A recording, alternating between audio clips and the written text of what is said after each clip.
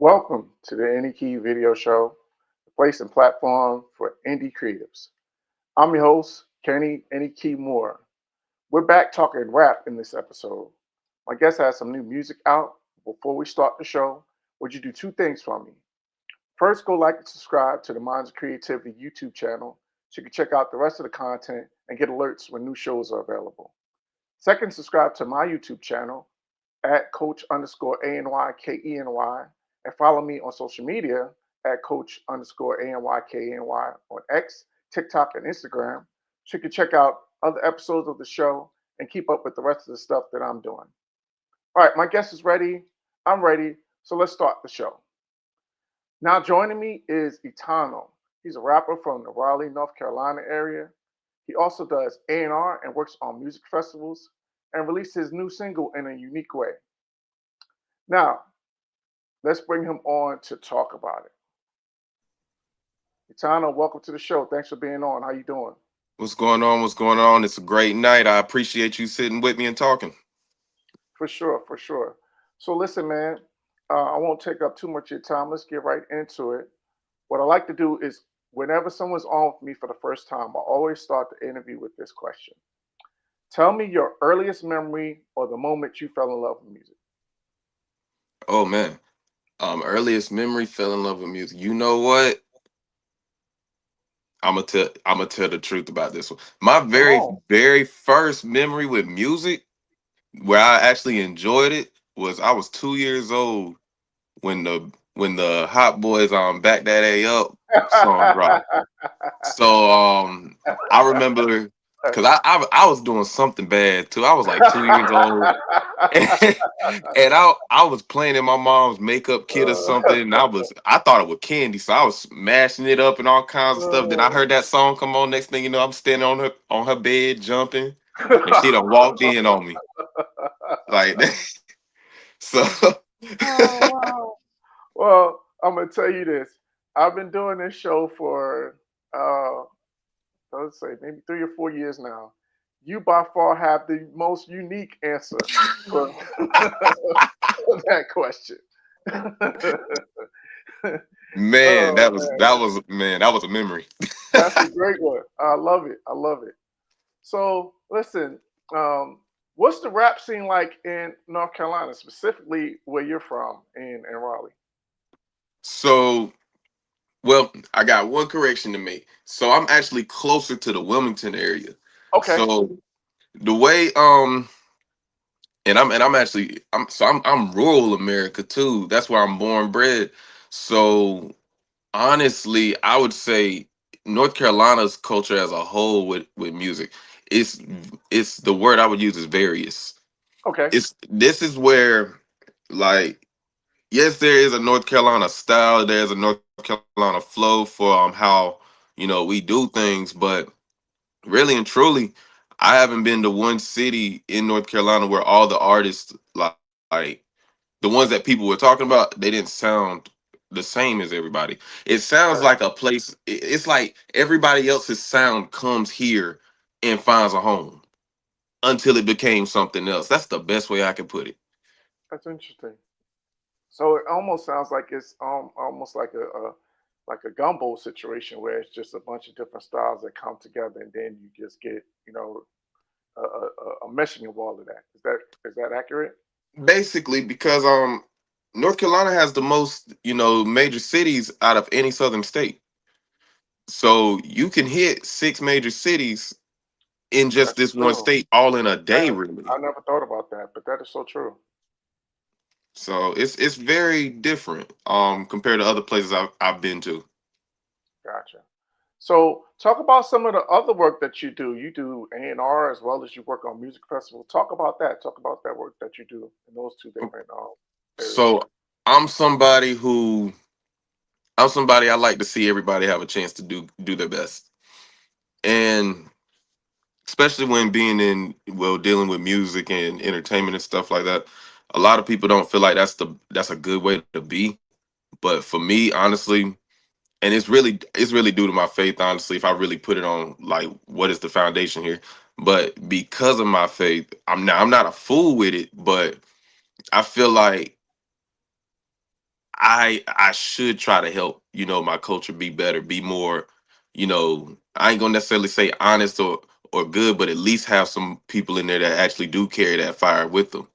So as an A&R, I like to help artists get their first. A lot of times I work with independent artists, so I like to help them get their first, major label situation, That's if what's up. that's what they want. Or if they don't want that, then I can consult them or put them onto the shows that I do or put them onto the festivals that I'm a part of, because I've been at this for 10 different years from different angles Gotcha. and not always as an artist. So really, my passion to see, myself elevate and to see other people elevate turn into me being an A&R who works with artists, to help them, develop, and then also being a festival organizer for people who they just want to perform, and not just perform, but they're actually good too. They're the public sees them, but the industry might not yet. I got you. I Yeah. got you. What have been some festivals in some areas of specific like cities that you've worked in terms of music festivals? So the most recent one was Richmond, Virginia, the Chance to Star Okay. Music Festival. We did the first one this year. I performed in the Southern Soul Music Festival, the Peachy King Southern Soul Music Festival in August. I did that in Shelby, North Carolina. Okay. Um, I've been a part of some other festivals in New York City. I did one, yeah, in Brooklyn. Okay. Did my own personal Feisty Fest event. That's something that I organized and took all over the East Coast and into Hollywood as well. Was, let me see, yeah, Feisty Fest. I did that in New York. I did that in the Bronx and Buffalo. Wow, that's my home Um, borough. That's what's up. I love it. oh, what you from I'm the usually from the Bronx? Bronx. Yes, sir. And I'm always cool with people from the Bronx. Love the Bronx. The Bronx always takes care of me when I go to New York. That's what's up. And so it's a lot of different places I've been to. Myrtle Beach, South Carolina. So Okay. I've been around doing different events, and it's gotten to the point now where I'm blessed to have a great partnership where I can actually put festivals together and then present all of the artists, because we had over 70 artists this year. Wow. Present all of the artists over that course of 3 days, something that they felt was vital to their career. That is by far the Chance to Star Music Festival team. That's by far our crowning achievement, I'll say. I got you. So, well, I'm from the Bronx, but I live in Jacksonville, Florida now.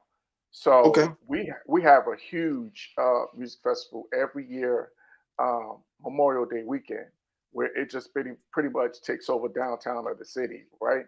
So I'm just Wow. curious, since you work on music festivals, kind of talk about the process of putting it together, how the logistics of it, how long does it take from initial thought or initial idea to actually putting it together and actually doing the actual festival?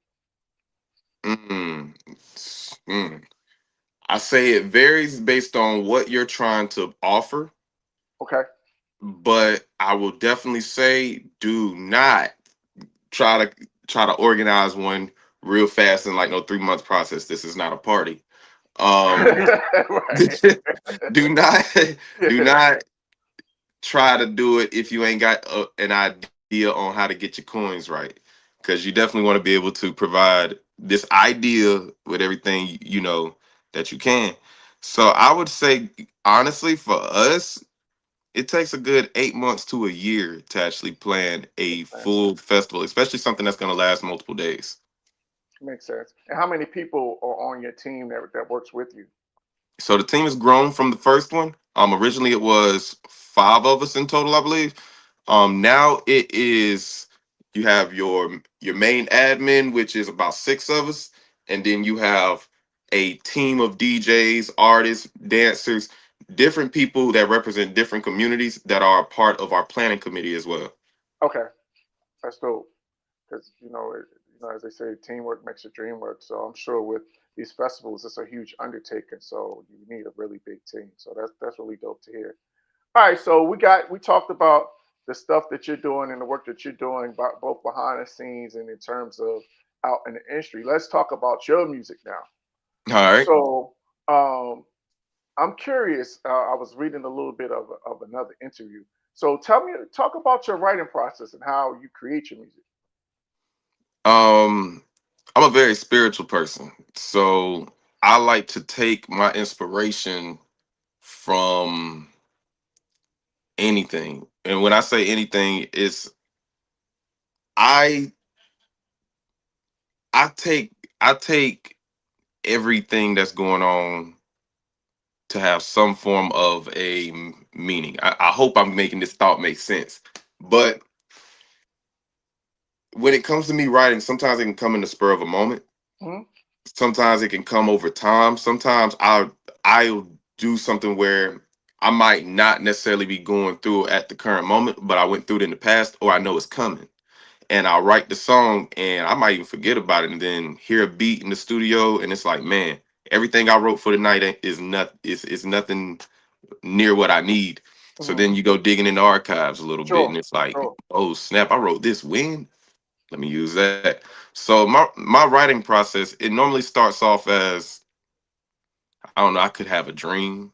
I could have went through something traumatic, something nice, something happy, It's not always the same thing, but once it starts, it's I gotta stop right where I'm at and do it. I got you. Or or if I'm somewhere where I can't write, I gotta, think about it in my mind until I can get to that point. Mhm. And a lot of times it just flows. And I've gotten to the point now where I can definitely do it anywhere, at any time. I've been writing since I was like 13, man. Gotcha. Yeah, I think the thing about um, creativity is you never know when inspiration hits you. So you have to be open to it, and then when it hits you, you gotta write it down or put it in your phone or whatever. Find a moment to be able to capture it because you don't know when you're going to get it again. So I Exactly. totally get that. I totally get that. All right, so you got the single "God Got Me" out now. So Yep, tell yep. me the inspiration behind that, and then how it was created. All right. So God got me. The inspiration behind God got me actually getting saved. And not saved in a means of like I got saved and then I immediately, you know, started just clapping my hands and listening to gospel music and I just shook all these things up. No. It was, I finally accepted that Jesus Christ is the truth. Okay. And and I explored other faiths. I explored other ideals. I explored other Sure. ideologies. Okay.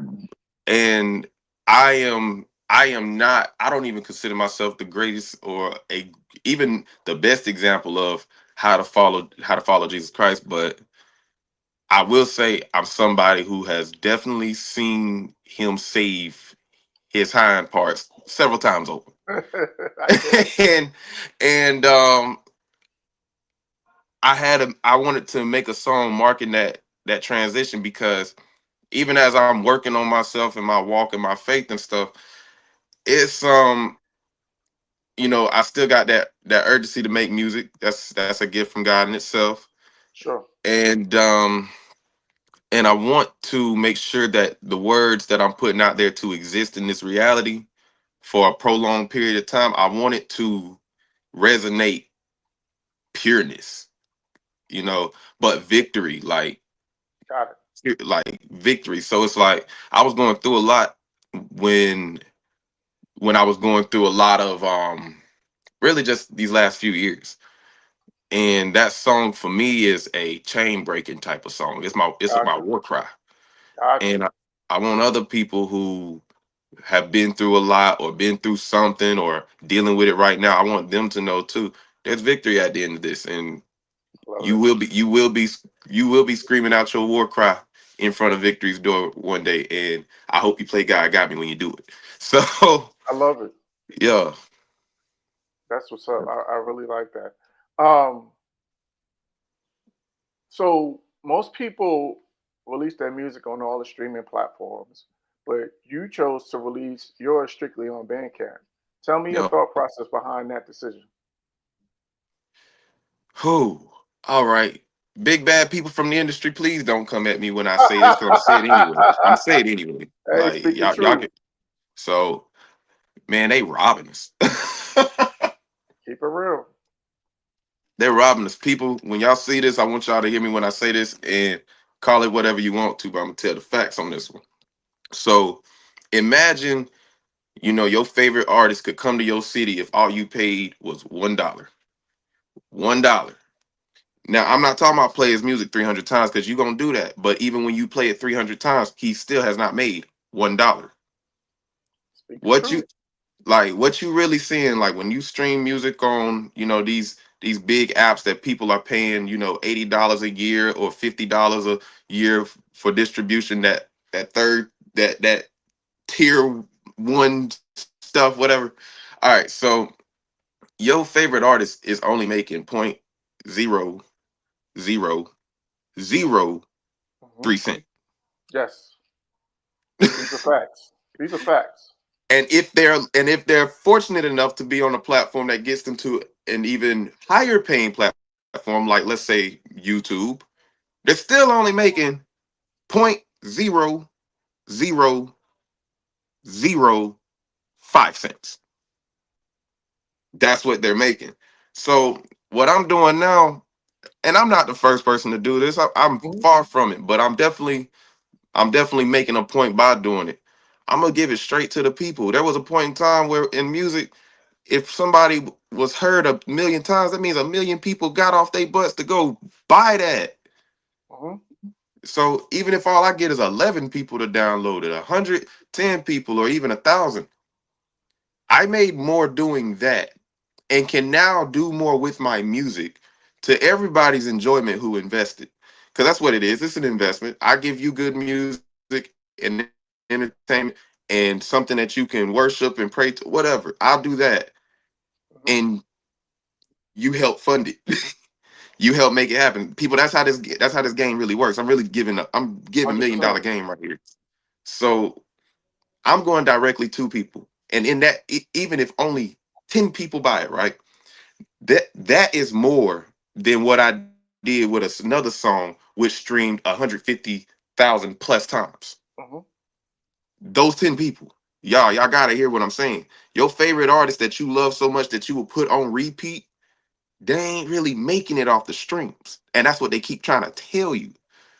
And so me, I'm not big time or nothing like that, but I'm real. So I'm making a point and I'm showing people, one, it can be done. And anybody that supports the mission, just know we're making a point and showing people it can be done. And there's people that really care about real music. I mean, once you buy it, you download it, it's yours. You got it as Hmm. many times as you want. It can be your That's right. ringtone, whatever. It's yours. You can share it or not. But you also just supported a real culture that right now is, I ain't gonna lie, everybody know hip hop ain't on them charts right now. No, these are you speaking facts. So everybody knows it's not on them charts right now. And part of the reason is hip hop really grew because we could get in front of people and rap. Like, and that's with any other genre too. Rap was, people really were amazed by rap. Not at the fact that people could rhyme words. People been rhyming words. It's the Hmm. fact that you could really walk up on these people, or not necessarily walk up on them, but go to a show and he bust a freestyle that he's never done before. Hmm. Like, or he showed up and you've been listening to his music all your life, and then finally he's got this concert and boom. But when they not really making it off these streams and these big labels got to do what they got to do to get the money, then you get AI, you get light Yeah, shows. yeah, yeah. Nah, it's you speaking the truth. I think, like you said, you're not the only person that has gone this route. Shout out to my guy Jason Hendrickson. He's out in New York. He's in Brooklyn. He's another guy that's used Bandcamp and did a release on Bandcamp first before he released to the DSP. So I think the model that you're using, I think, is going to be the model that indie artists are going to uh, adapt to and adjust to and need to adjust to be able Yeah, to be able to recoup some of the money that you want to recoup on your sales. So I don't think, like I said, I don't think you're doing anything out of the ordinary. I think this is going to be the new normal, to be honest with and that's what, even in some of the meetings that I've been in, now speaking more on the A&R side, that's really what these companies are starting to go to. if you know anything about the last 5 years, if you know anything about the underground scene, been keeping up, there was a lot of stuff going on that ultimately did not bode well for major labels. And it dealt with streams. It dealt with knowing whether or not those were legitimate streams. That's me not saying too much. But like, because of stuff like that, and because of how people are adjusting, because people are the power, those labels are now turning to things like, all right, so how much do you physically make? Because imagine having somebody who they got 100 million streams, but then you have a concert tour with these people and they can't pack Yep. out the venue they're in. Now we people, we want to know, is it real? Like, Yes. that's it. So that's where the game is. So now it's not necessarily CD out the trunk era no more, but you definitely do got to get out there. You got to be outside. And if you're not, well, you know, there's a lot of people who are. I'll just say that. No, that's facts. That's a fact. So, um, talk about and shout out your collaborators and anyone that helped with the production and release of God Got Me. Mm, who do I want to shout out first? I want to shout out the producer real quick. Be Yourself, my guy. You know, I found that beat on Snapchat. On a Really? Snapchat, he posted it on Snapchat, just letting people hear some of the beats that he made. Cause Yeah, like, Be Yourself is dope, but he's not like one of the most known producers. He needs to be. He really deserves to be. But like, that's what's up. he's not right now. But he is very good at his craft. And he had that beat playing on his Snapchat, man. And he hadn't gave it to anybody else. As soon as I heard it, I was like, hey man, look, man, let me talk to you real quick. Like, I Yeah, I like you, dog. I hit him up and I was like, I want that beat. I said Yeah. that beat would be perfect for something I'm trying to do right now. And we talked about it a little bit, and I let him know like, hey man, I'm trying to put together this, tape. I already made one tape, but that's secular. I don't want to release that. I want to do this clean Christian rap tape. Like, let me do this. Hmm. And he was like, definitely, man.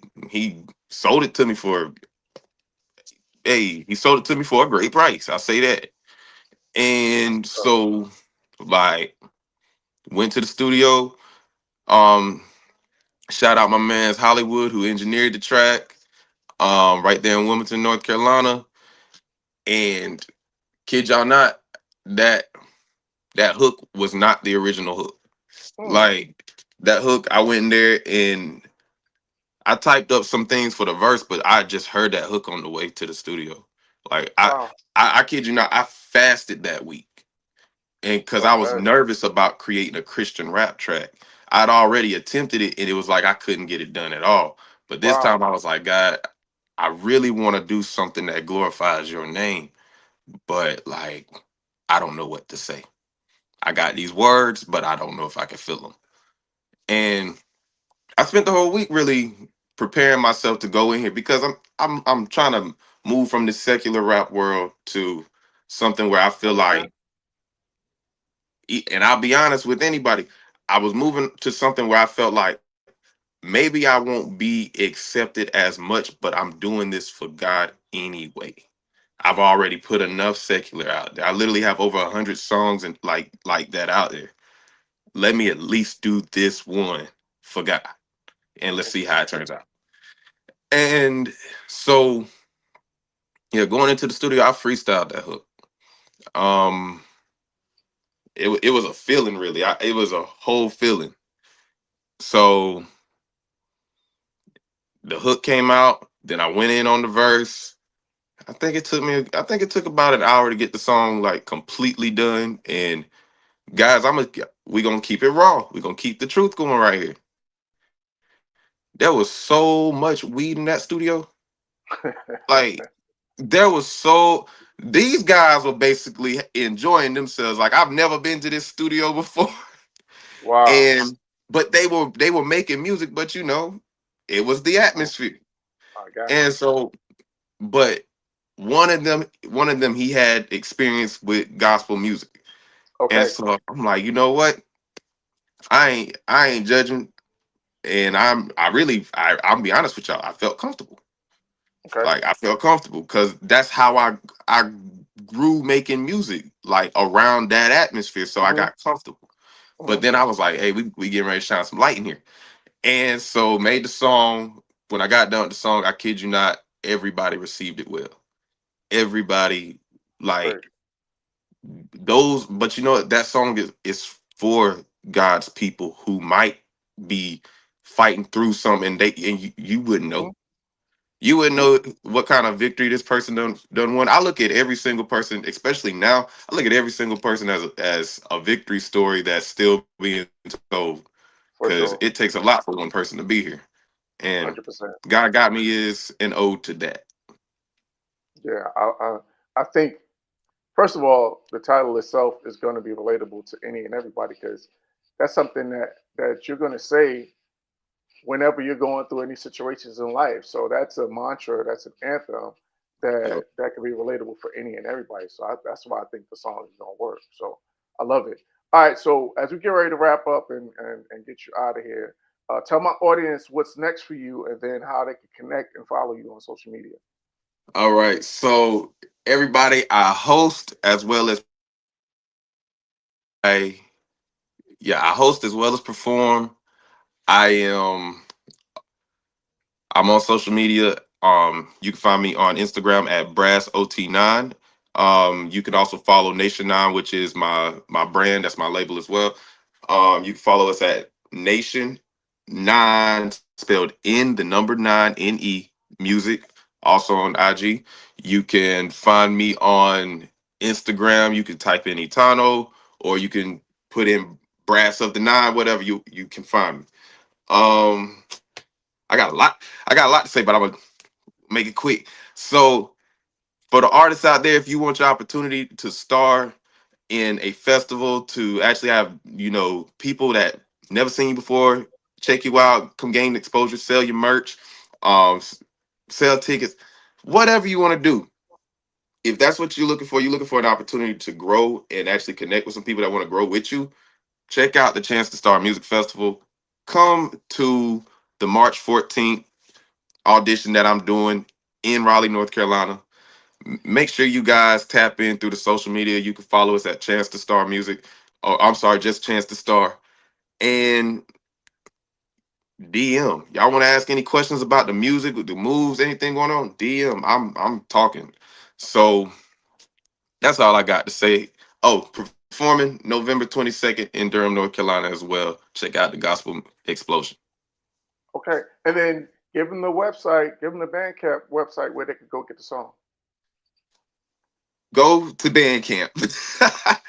And well, actually, I'll say this: if you follow me on Instagram, you will be able to see the link as well. But when you go to Bandcamp, God Got Me by Etano. Make sure you guys tap in, find that, download it. It's just $1. It's just $1, and that $1 speaks volumes. Make sure that when you do it, you play it everywhere. Make sure you let me know too. Like I said, hit me in the DMs. We could talk. I can definitely let you in on everything that's going on. I have no problem doing that. I'm here for the unity and the love. That's what I'm here for. For sure. So, all the indie artists, whenever you check this out, tap in with my guy because he's creating a platform. This is the one platform, but he's creating a platform where you could go out on the road and actually, be a part of festivals and promote your brand, expand your brand, and get out here in different markets and be able to expose your music. So, definitely tap in with my guy. So, Etano, listen, man. Appreciate a few minutes of your time. All the best with the music, with the festivals, and with all the work that you're doing. And thanks for being on Any Key Video Show. Hey, everybody, make sure y'all tap in with my man's. Appreciate you for your time. I appreciate you for hearing me out. Yes, sir. Thanks. All right. That was Etano. And that's going to be it for this episode of the Any Key Video Show. Again, I want to thank Etano for joining me. If you have any questions, comments, or like your brands or services to be advertised or promoted on the show, or if you want your video to be featured on the show, send an email to kanmusicpub@gmail.com. Again, that's kanmusicpub@gmail.com. Subscribe to the Minds of Creativity YouTube channel, which is a part of the All Sports All Plays network, so you can check out the rest of the content and so you can get the alert when new episodes are available. You can become a patron on my Patreon page. Just go to patreon.com/ANYKENY to get exclusive access to new content and free show merchandise. Or you can order your merchandise at the online store, which is KANMcollective.threadless.com. Again, that's KANMcollective.threadless.com. Shout out to all my patrons and people who have ordered merchandise. Really appreciate your support. Subscribe to my YouTube channel at Coach_ANYKENY and follow me on social media at Coach_ANYKENY on X, TikTok, and Instagram, and on my Facebook music page, Any Key Music, which is spelled capital ANY, capital KE, lowercase b, lowercase n, and capital Y. So until next time, remember, be positive on purpose.